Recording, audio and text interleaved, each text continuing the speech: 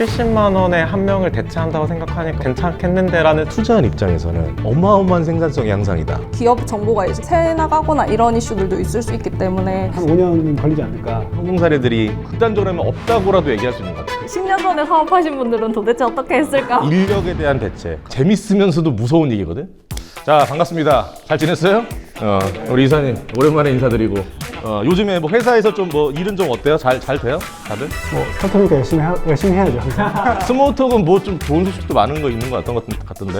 좋은 소식이라기보다는 고객사분들이 좀 많이 늘고 있대요. 아, 드디어 우리 한투랜드 1편에 영향이 좀 있었나?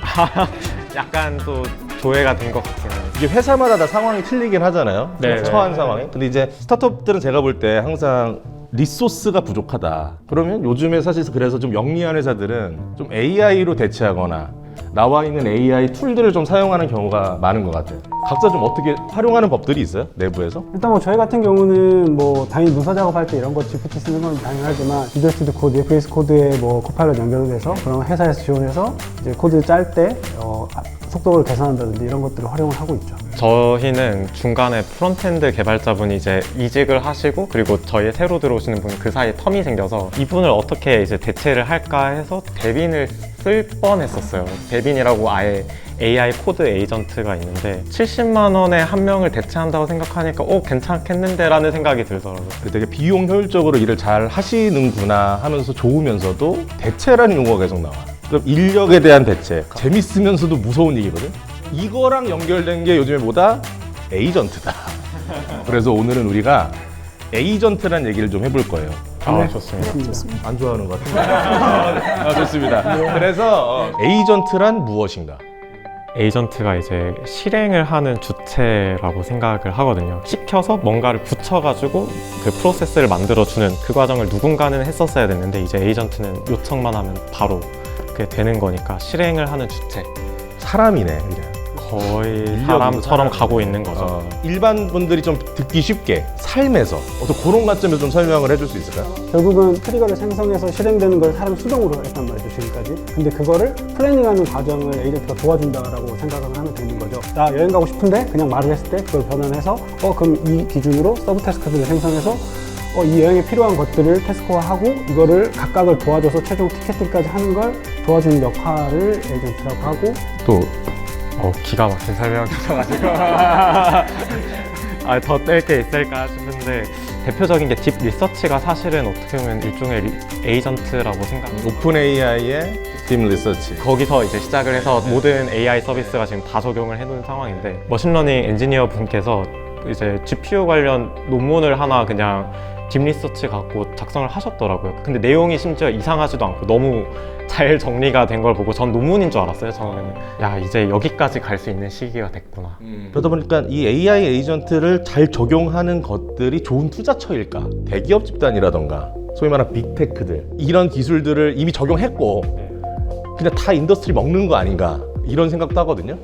우리 사업하시는 대표님들은 좀 어떤 좀 의견이 좀 있어요? 초기 사스 시장도 그 이제 대기업보다는 이제 그 소규모 스타트업들이 견인을 했고 그 이유가 이제 그 아주 작은 문제부터 풀기 시작해서 그렇게 된 것 같은데 플랫폼 수준의 기술들은 빅테크가 훨씬 잘하겠지만 좀 도메인 스페시픽한 그런 문제들은 스타트업이 충분히 잘할 수 있는 문제가 아닌가? 어떤 한 기업에 좀 종속된 특정 서비스, 예를 들어서 캔바라던가 아니면은 구글의 유튜브 이런 것들에 이제 너무 시장 점유율을 꽉 잡고 있는 서비스들을 연결할 생각을 하면 되게 쉽지는 않은 것 같아요. 지금 AI 서비스 중에 가장 성공한 서비스가 커서인데 이 서비스가 성공을 했던 또 결정적인 이유가 시작을 VS 코드라는 오픈소스 서비스에서 시작을 했었어요. 그걸 이제 에이전트에도 또 갖고 와야 되는 상황인데 디자인 분야에서는 저희가 디자인 일하고 있으니까 3D 작업하는 거를 디자이너분들이 정말 못하세요. 그러니까 이걸 다시 배워야 돼가지고 3D를 사용하는 방법 중에 하나가 블렌더라는 오픈소스 소프트웨어를 사용하거든요. 그걸 연결해서 하면은 커서랑 또 비슷한 개념이 나올 수 있지 않을까 뭐 이런 식으로 오픈소스에 기반한 서비스가 이제 스타트업이 정말 잘할 것 같고 빅테크 같은 이제 그런 기존의 서비스를 연결하는 수준은 되게 어려울 수도 있지 않을까. 완전한 오픈소스 진영의 영역과 비오픈소스 영역에서 스타트업들은 이 오픈소스 영역에서의 어떤 기술 내지는 무언가를 활용하여 레거시 영역과의 어떤 싸움, 붙음, 전쟁 요런 걸 해야 된다라고 해석을 해야 되나? 그럴 것 같아요. 오픈소스 진영, 오픈소스 글로벌 진출. 한국이 해내야 되는 일인데 이게 너무 성공 사례들이 극단적으로 하면 없다고라도 얘기할 수 있는 것 같아. 극단적으로 얘기하면.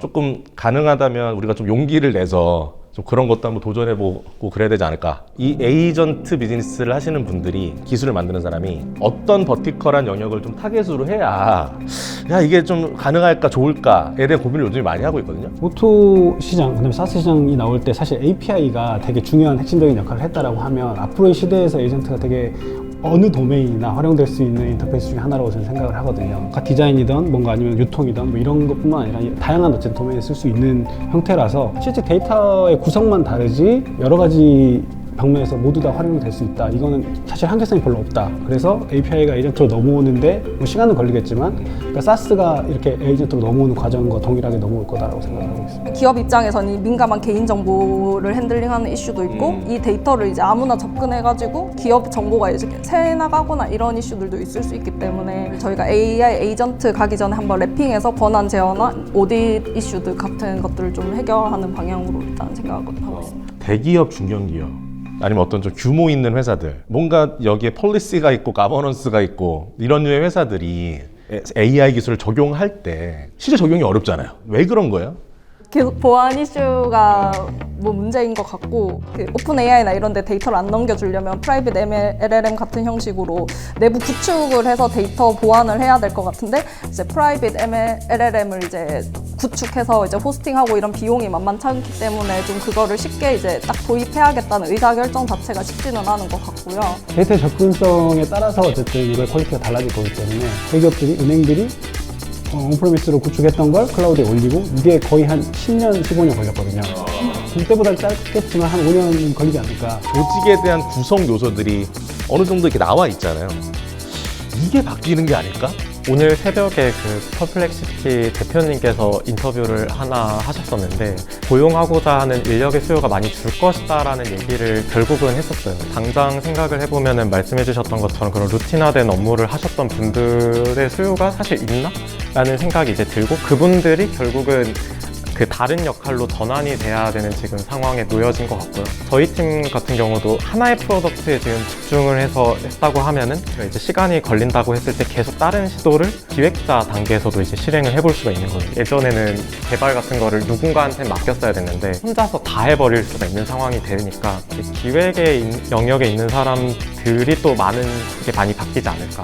저는 뭐 이제 10년 전에 사업하신 분들은 도대체 어떻게 했을까 뭐 이런 생각이 들 때가 있는데 이제 서비스 튜토리얼 같은 거 만들 때도 영상 같은 거 그냥 이제 대충 스크린 레코딩 해서 그냥 사스 툴 써서 그냥 딱 바꾸면 변환하면 바로 이제 예쁘게 그 튜토리얼 같은 것도 잘 나오는데 그런 영상 편집이나 이런 전문 지식이 없어도 그런 부분들을 충분히 할 수 있는 수준인 것 같고 AI 에이전트도 좀 어려워하는 그런 업무들을 많이 대체하겠다. 예전에 투자자들한테 투자할 때 뭐 보세요? 가면 팀 구성 봅니다.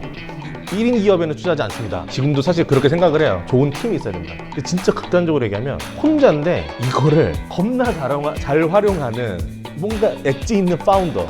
또라이 같다. 또라이라는 표현. 그런 파운더.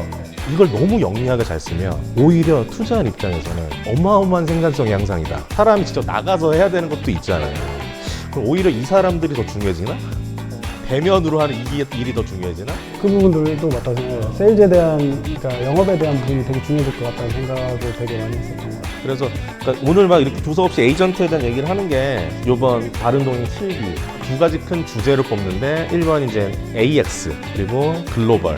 그래서 그 AI 기술을 회사에 어떻게 잘 적용하는 사람들 이런 영리한 사람들을 찾아야 된다. 엣지 있는 파운더.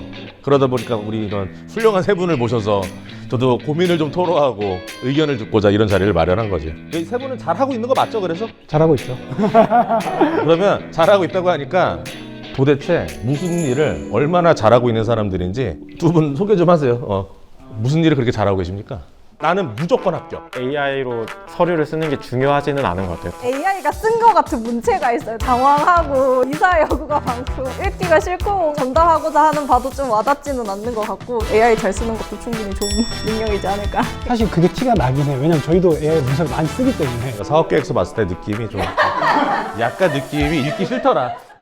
취준생 여러분, 앞으로는 AI가 더 잘 써줍니다. 그거 AI에 쓰라고 하시고 여러분의 소중한 시간을 여행, 책 읽기, 소중한 사람들과 함께하는 추억 쌓기, 여러분의 삶의 데이터를 더 끌어모으십시오.